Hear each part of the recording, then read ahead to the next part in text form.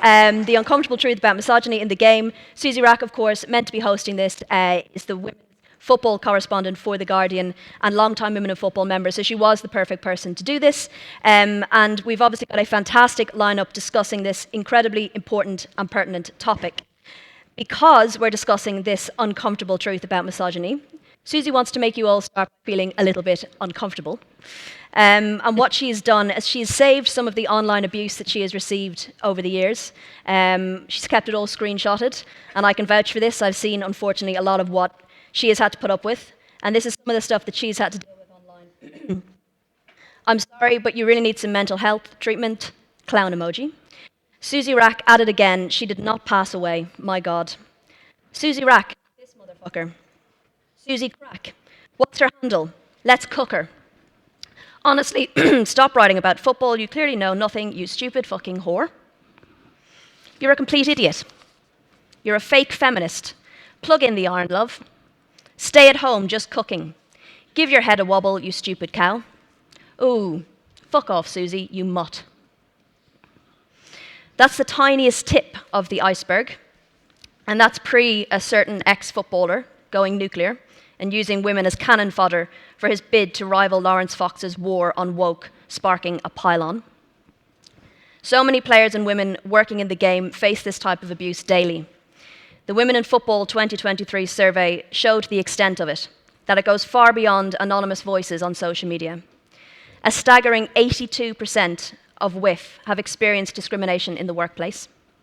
62% of female WIF members have experienced sexist banter or jokes in the football workplace. Disappointingly, that's the same percentage as in the 2016 survey. 47% of women working in football have experienced sexism in the workplace, and over 75% of respondents said conscious or unconscious bias is the biggest challenge facing women in the industry. So who have we got delving into this lovely world with us and hopefully giving us some answers for tackling this problem in the game? Needing no introduction, we have Eni Aluko MBE, former England international and now football executive. Tony Burnett, CEO of Kick It Out. Women in Football Director and Versify Consulting Director, Monique Choudhuri. And Sharon Tan, who is partner in law firm Mishcon de Reya. So in place of a first question, and rather than reading your incredible bios, I'm going to ask you all to tell the audience a little bit about yourselves and your relation to the topic for a few minutes each. So we'll start with you, Eni. Hi, everyone. Good morning. Really happy to be here. Thank you to Women in Football for inviting me this morning. I was really upbeat up until 20 seconds ago when you read all those messages. Blame Susie. It's a reminder, and it really does boil my blood. And really, I think my relation to this topic is really about being part of the solution to change it, right? You know, I've been, as well as Susie, as well as I'm sure a lot of women in football, you know, I've been subjected to online abuse for years now. For me, it's very much a culture that, you know, those statistics speak to, and we've got to change that because it's getting scarily more sort of a culture, an entrenched culture, and I don't think it's unconscious. I think it's very conscious. So that's why I'm here. You know, I'm here to really be part of changing the future for not just us, but for the next generation of young girls who are actively trying to get into sport. Tony? It's very similar to Eni, actually. So I've been involved in this work for many, many years now, over 25 years, actually. And I come from a kind of family of activists. My dad was a trade union convener back in the 70s, the only black trade union convener, and got involved in lots of issues of human rights and challenging the status quo. So this is partly is what I do, but it's who I am as well. I passionately believe that every human being is of equal value. So we work to tackle discrimination, and wherever the job is, the challenge is different. It's Kick It Out and it's football now. Prior to that, it was policing, and prior to that, it was financial services. But the challenges are always the same. How do we break down the barriers and make our environments more inclusive? Monique? Thank you. So I would probably call myself an equity activist. formerly an equality activist, but I think we've passed that.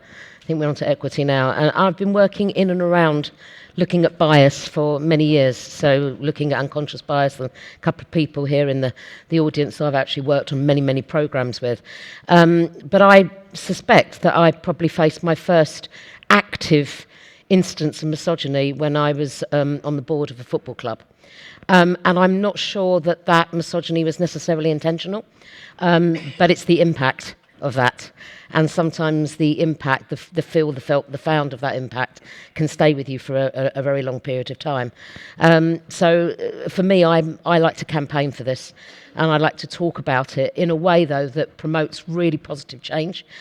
It's really difficult to talk about the subject in a positive light, but I am intending to promote positive change around it. Hopefully I can speak about that today. Brilliant, thank you. Hi. I'm an employment lawyer. Is my microphone on? Oh, I think it's on now, is it? Yeah, all good, thank you. Thank you very much to Women in Football for inviting me. It's a real pleasure to be here today.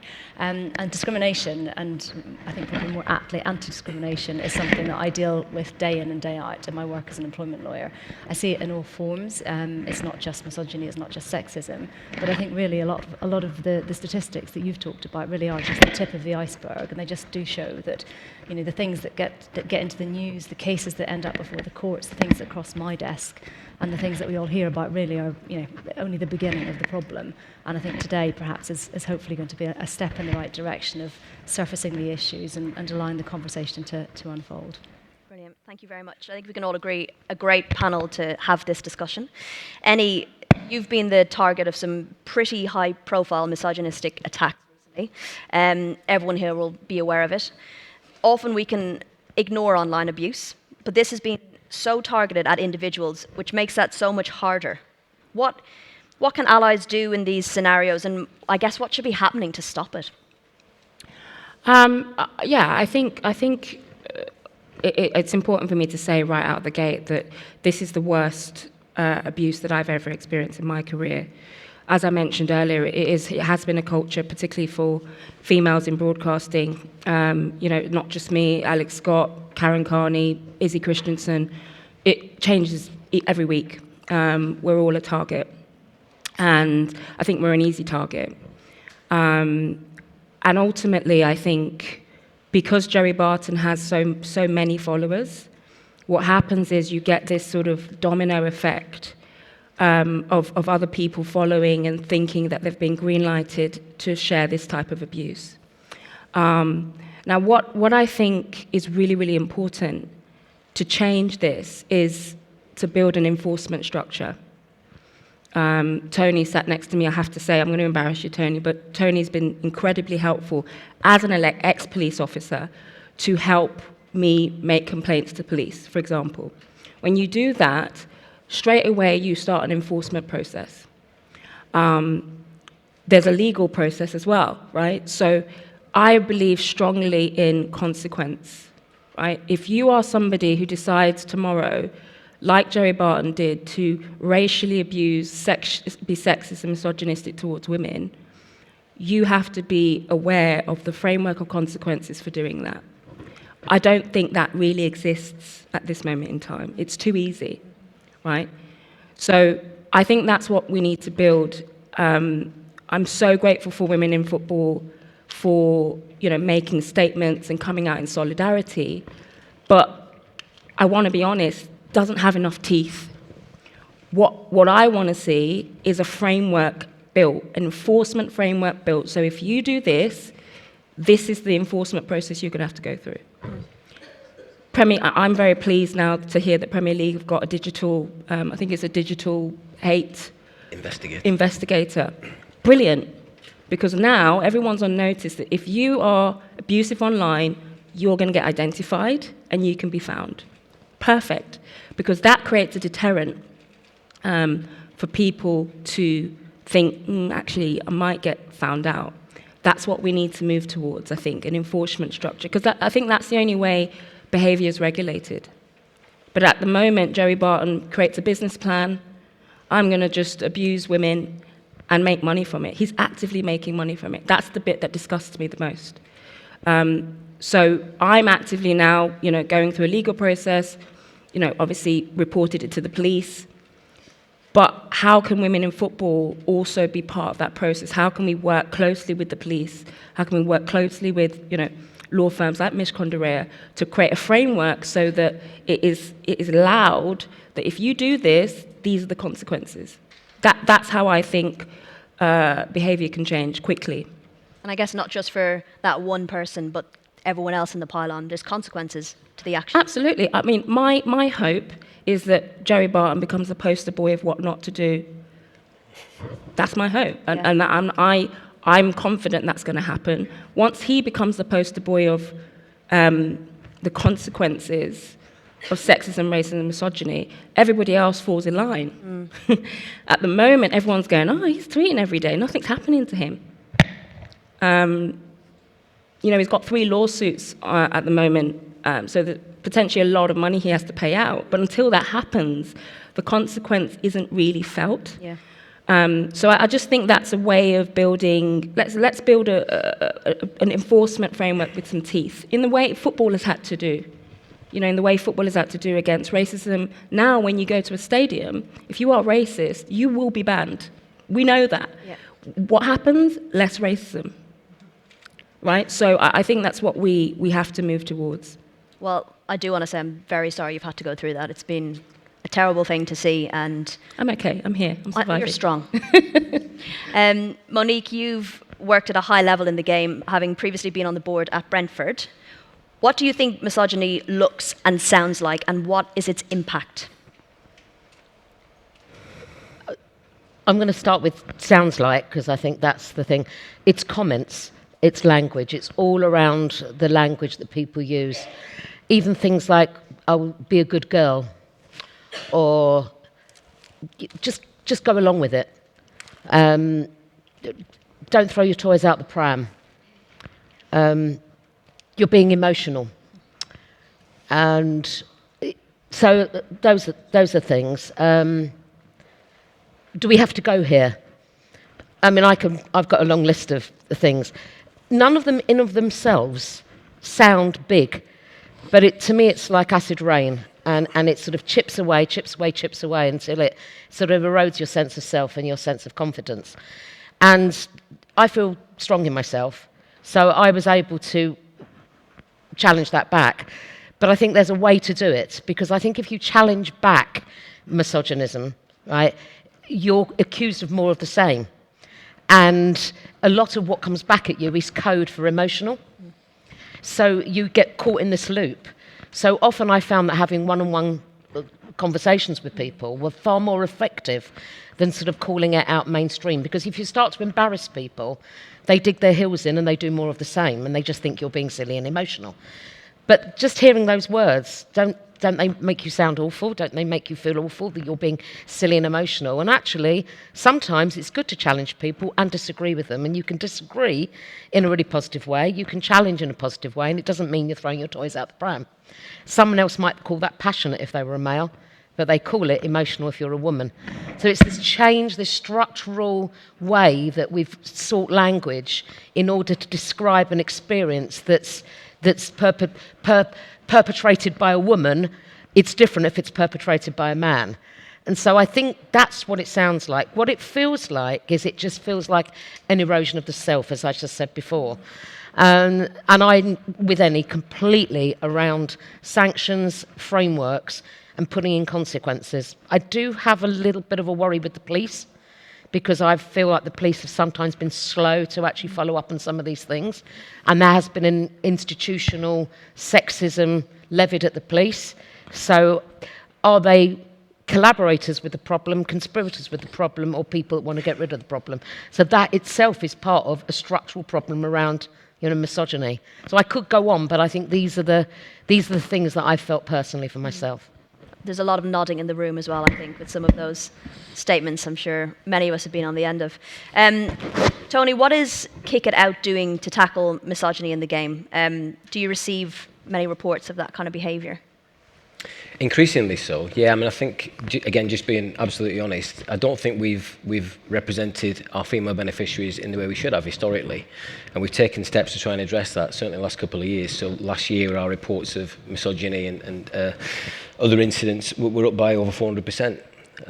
And online incidents up by over 300%. But I also just want to pick up on something that Eni and Monique have referenced. You know, Eni's been, don't mind me kind of returning the compliment, but incredibly brave going through what she's obviously gone through. And our challenge, I think the challenge for organisations like ours is that it shouldn't take a really, but it always does to drive change, it shouldn't take a really brave individual to go through a world of pain to get an outcome that is satisfactory. And what we want to do is try and drive some systemic change.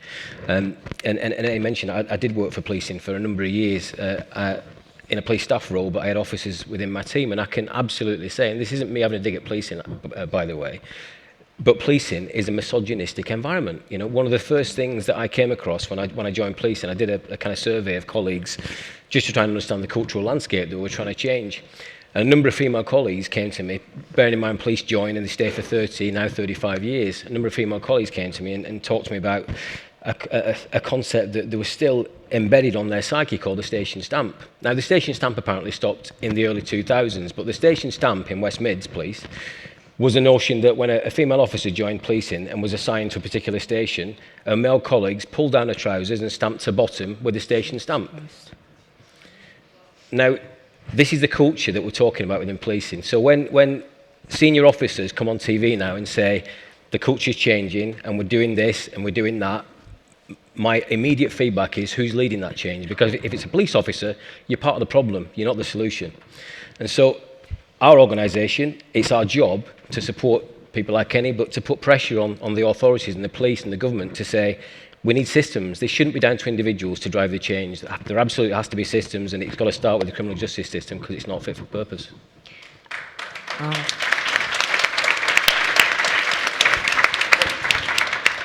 I actually was also a police staff member, and it was the first place I'd experienced that kind of everyday sexism. I'd never experienced it in another workplace, so a lot of what you've said there kind of resonated. Sharon, you touched on kind of an increase in reporting there. From the recent WIF survey, only 23% of women who experienced discrimination in the workplace felt able to report it. On a positive note, this is an increase on the 12% figure from the 2020 survey. Is this something you're seeing a lot more of? Is it because people are more aware of it or feel able to report it? Or do you think there's more misogyny in football than ever? Yeah, it's a really good question, and it's certainly something I'm seeing a lot more of in my day-to-day practice, both in the work that we do with women in football and just generally across the board. It's an issue that's cropping up more and more, and I think it's certainly something that in societal terms we are much more aware of, and I certainly think too that there's a much greater degree of courage, I think, in women being able to come forward and to be empowered to have the confidence to come forward and to think that they will actually be taken seriously if they do. So, I mean, that is certainly something to be celebrated and encouraged, and let's hope that that does continue. As I say, I do really still think it's very much the tip of the iceberg, and so I'd absolutely support the calls that have been made on this panel already about greater transparency, greater regulation, greater sanctions, frankly, for those who do the wrong thing in this context. So yeah, yes, absolutely, it's certainly something I'm seeing a lot more of. And to answer your other question, is it one or the other? I think actually it's both. So I do think that.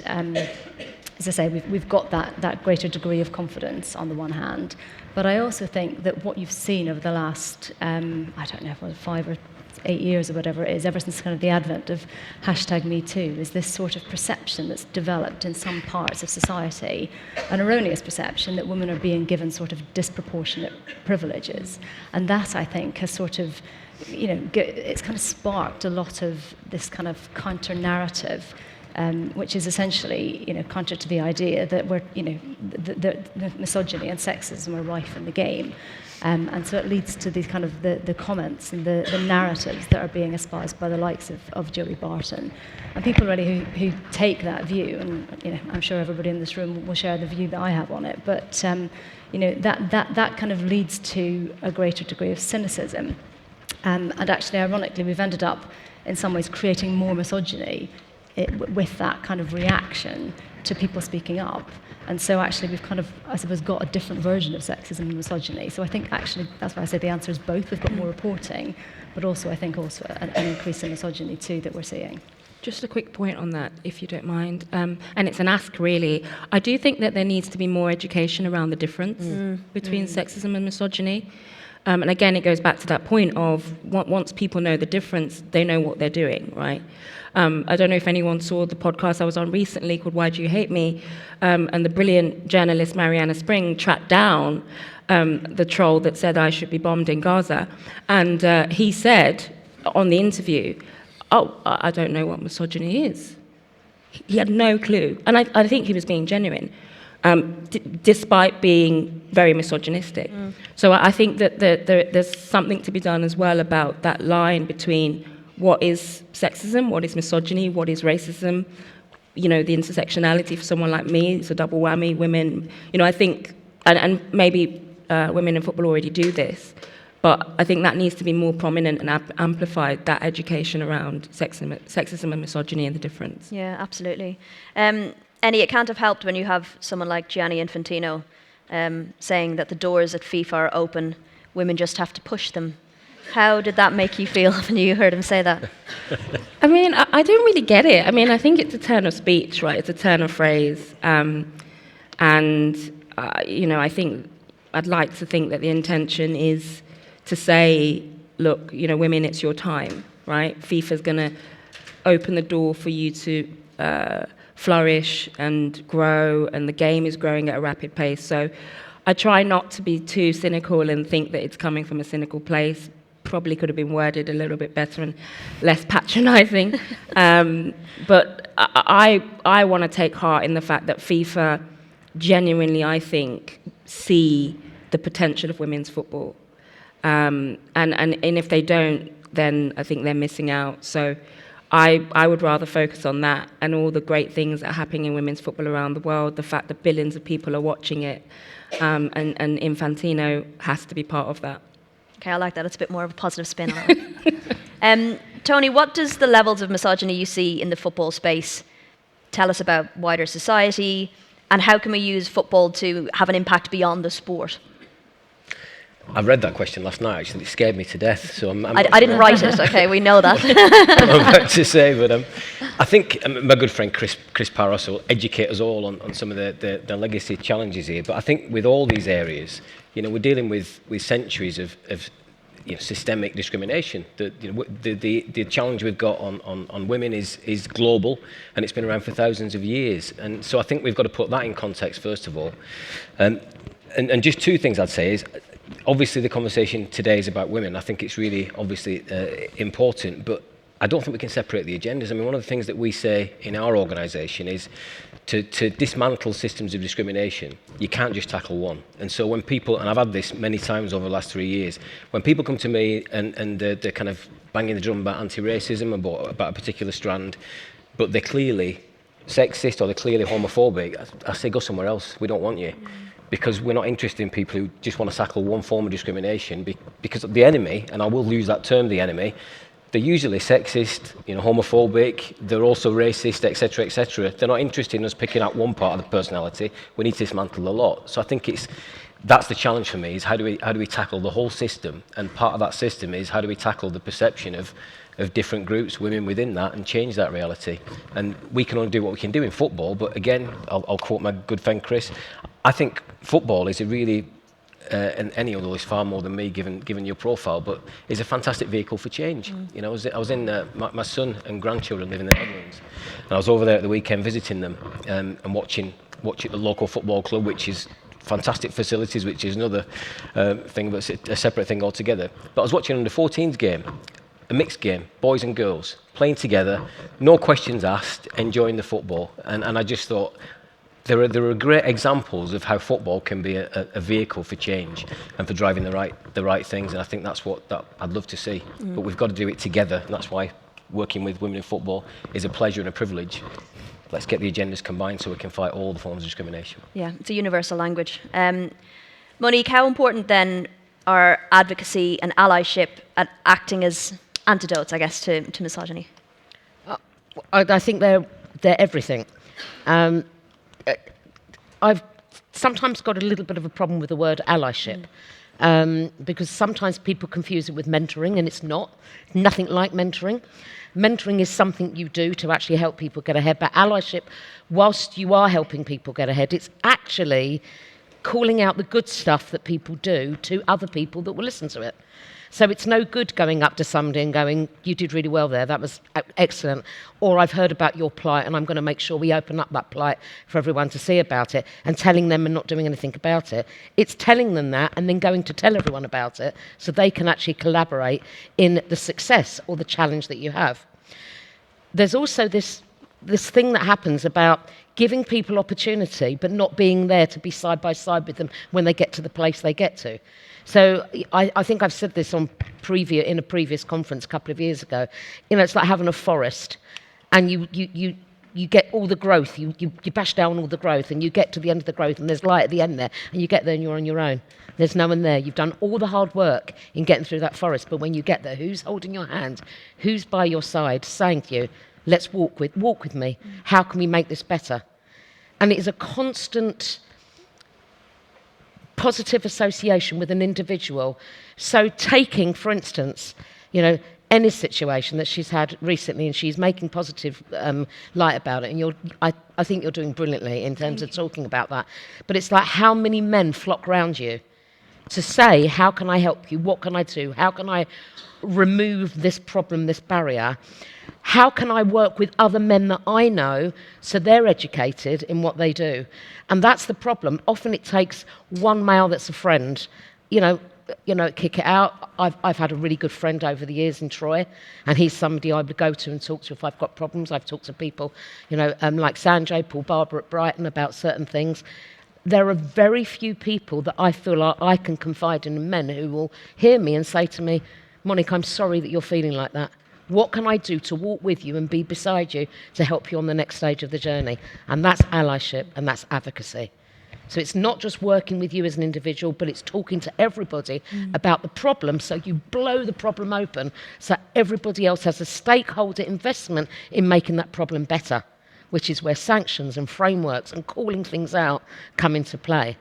And I think I've also got a problem about women's football being segmented against men's football, because actually the business of football is like a business, and therefore why can't more women work in the business of both men's football and women's football? Just because it's men's football, why does it have to be men? The same jobs exist in football that exist everywhere in every other sector in society. And what we seem to do is segment it. So we put all the women in women's football, we put all the men in men's football, and never the twain shall meet. And again, what you're doing is, that's not misogynism, that's sexism. But if it gets bad, it becomes misogynism. Yeah. So I hope that helps to sort of bring the threads together. Yeah, absolutely. And I think it further highlights why networking opportunities like this are so important, to meet people involved in the game, to have people you can talk to that can go on that journey with you. We've time for about one more question before we open up to the audience, because I'm sure there's plenty there. But Sharon, we've talked about consequences, frameworks. What action can women targeted take? What avenues are available? And how consistent is the law at dealing with incidents like that? There's a lot in there. I mean, certainly in the employment context, we've got a very developed legal framework in this country, and we have had for a long time, which protects against all sorts of different forms of discrimination and harassment. So we've got, laws against direct discrimination. So something happens to you because you are a woman, because you have another protected characteristic within the meaning of the Equality Act. We have indirect discrimination, which is a general policy, criteria and practice that's applied that has a disproportionate impact on people who've got a protected characteristic, women, for example. That needs to be objectively justified. We've got laws against harassment that are related to sex or any other protected characteristic, and also laws against sexual harassment, which of course includes any sort of harassment that's meted out because somebody has either submitted or refused to submit to some form of sexual harassment. And importantly, we've also got the kind of concept of victimization, which Americans call retaliation, which is a better word for it. So if you've kind of been brave enough to stick your head above the proverbial parapet and stand up for something, somebody, it could be to do with you, it could be for somebody else. And if you're punished as a consequence of that by your employer or subject to a detriment, the law has protections in place. But I think a lot of this really is just about the availability of some of that to people, because it takes a lot to take on your employer. People have a whole range of concerns about doing it, and that courage that I spoke about earlier is fantastic, and it's really to be encouraged. But I think we've got some way to go, I think, in kind of making it easier for people to access the remedies that are available as a matter of law. One important step, I think, that is in the right direction is that the government they are constantly looking at this area of the law, which is a good thing. And we've got a new statutory duty that's coming in from October, which is going to subject all employers in the UK to the obligation to take reasonable steps to prevent sexual harassment from occurring in the workplace, which I think is a fantastic move in the right direction. Slightly different, I suppose, to some of the stuff that we've been talking about today, but very much related, and it's something I do see an awful lot of. So, we've got some clarity that we're waiting for from the Equality and Human Rights Commission on that, but there are kind of two potential sanctions if employers fail to comply with that duty. One is that if an employee successfully sues them for discrimination, there's a potential uplift in the damages of up to 25%. And on top of that, there's the risk of enforcement action from the Equality and Human Rights Commission. Now, many employers would not take that very seriously because they're notoriously underfunded, and they only tend to get involved with things whenever there is something of huge public importance. But it seems to me that in the football industry in particular, this is something that is of huge national importance. And so, a lot of employers may be a little bit sanguine about that risk. If they're not so high profile, but it seems to me that that's not necessarily the case with football. So, some steps in the right direction, a robust legal framework, but I think probably it's just getting the access to that for a lot of people. Yeah, for sure. Okay, I'm being told we've got 5 minutes. I thought I had 15. Well, there we go.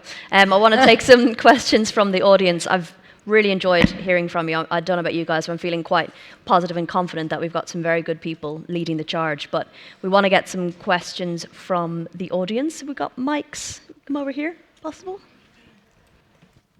Oh, I don't know where we're coming from.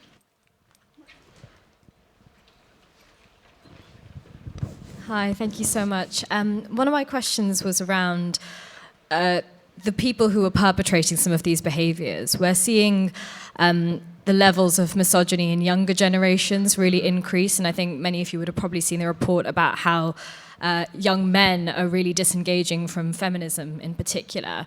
I wanted to ask the panel, how do you think we can address the levels of misogyny and wider discrimination in youth?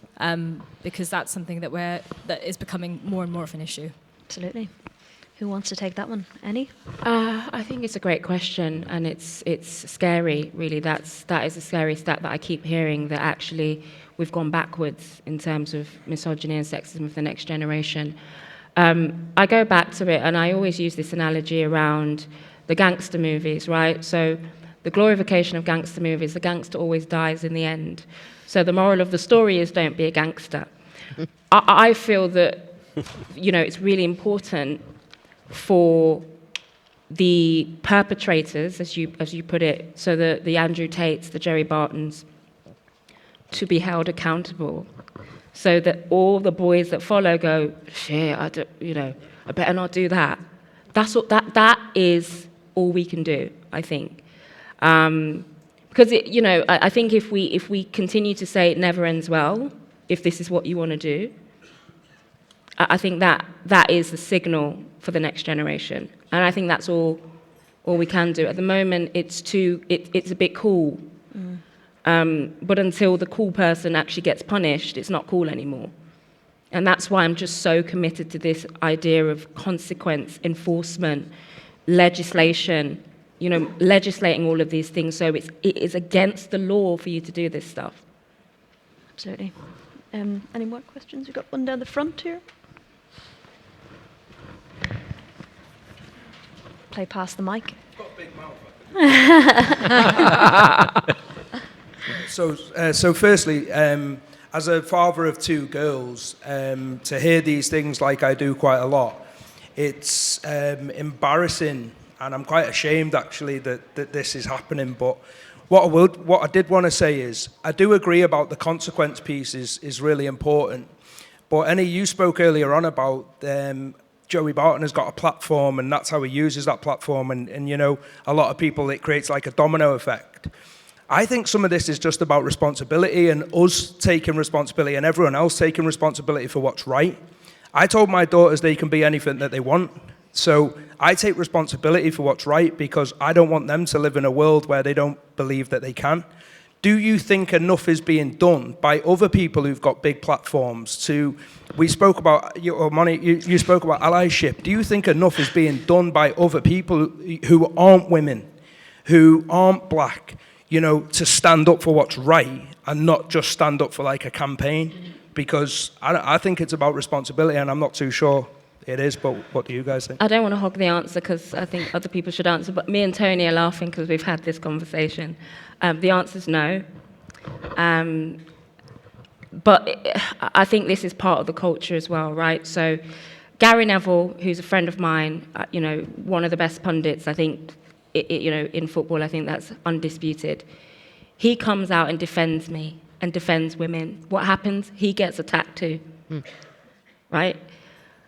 Rio Ferdinand looks at that and goes, ooh, I'm not sure I should say anything because he might pull out something I did 10 years ago. Same with Ian Wright, same. So all these guys are allies and they'll drop me a text and send me a message.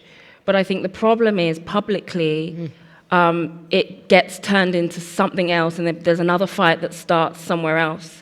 So it's hard, I think. I prefer to have lobby groups like Women in Football and a powerful unity voice than rely too much on a Gary Neville to come out and say something, which is powerful, but he can get caught in the crossfires as well, and I don't really want that. So that's a tricky bit, I think, sometimes. But you're right, I think it is for fathers to and men to recognise what's going on. The amount of messages I've had from men is unbelievable. And it's important for me to say that some real amazing positive messages for men who recognise what's going on. It's disappointing though, isn't it? Because what you're saying is that Gary Neville and people and other guys are worried about the backlash that they get, but really you're having to front all that up. Well, I mean, but that's the culture, right? I mean, if you stick your head above the parapet, you've got to be ready for what's going to come. That's the fight, right? You don't get into a boxing match and don't expect to get punched, you know what I mean? So I expect that. I think it is about leadership, though. And when you, yes, everybody needs to take responsibility. You hear this in businesses. Everybody needs to take responsibility for inclusive culture. Of course they do. We're all in this together. But we also, somebody has to stand up and take the leadership. And unfortunately, if people like Gary Neville, as you rightly say, will do that, he's going to get flown all the arrows and boulders and stones that do that. But that's okay. It's ever been thus for centuries, is that there are always people that move ahead in the forefront to take it on for everybody else. That's how society works. We're in a society which is very right at the moment. Everyone's moving much more right. So it doesn't surprise me that you've got sort of misogyny down at the lower level of youth. They're disaffected, perhaps they're disengaged, and they want to sort of take it out on something, and they do this. And they may have had good fathers that have said all the right things to them, but they make their own choices. So we need leadership, we need education, we need platforms. To me, it's about it all coming together at the same time. It's not just the frameworks, and it's not just the sanctions, and it's not just the ability to speak, and good dads like you being really responsible. It's actually saying, in my society, in the places I literally work with people and touch and speak to people, how do I mobilise people to think differently? So it does take small pockets of leaders everywhere in the world to say, enough, too much. This is not right. These are mothers, these are women in society, these are sisters, they are lovers, partners. Let's just look after them and respect them, because this is what makes the world. So I think we take responsibility, but we also need leaders, because leaders probably feel like they've got the voice and the platform in order to say these things that others don't feel like they've got the voice to say. So I'm with you all the way, but I don't shirk my responsibility of being a leader and talking about it, because if it makes it different for my 25-year-old daughter, and whether she has children or not children, I think I've done something right. if I can talk about this and other people come together and talk about it too. So that's how I would feel. I'm going to probably get told off, do one more question can we go this side of the room? I feel like I've gotten someone from every side. So is anyone on this side who wants to ask? Yeah, go ahead. And then we'll wrap there. Hi. I've got a question for Sharon. I'm currently doing my employment seat in my training contract, and we're seeing a lot of settlement agreements. A lot of these mean that you can't discuss the issue of why you're leaving the company. How do we break the barriers if people can't talk about their discrimination because they're signing these sort of settlement agreements? It's a good point, actually, and it's something that the SRA, the Solicitors Regulatory Authority, has had something to say about in the post-Weinstein era, because it used to be that there were these kind of all-encompassing gagging clauses that were included in settlement agreements, and actually there are now some rules that apply to all solicitors, which essentially make it a breach of our professional code of conduct if we don't exclude from those gagging clauses, for want of a better word, confidentiality provisions, I suppose is another way to put it, the continuing right of the person who's signing the settlement agreement to report any sort of unlawful behaviour to the police, to a regulator, to blow the whistle in the public interest. There's a whole kind of list of them. And so actually I suppose that is a move in the right direction that's only really evolved in the last sort of 7 years or so, but it's definitely a step in the right direction. Because you're quite right. I mean, absent those, that's why we had the whole thing with Zelda Perkins, who was Harvey Weinstein's PA, if you recall, back in the day.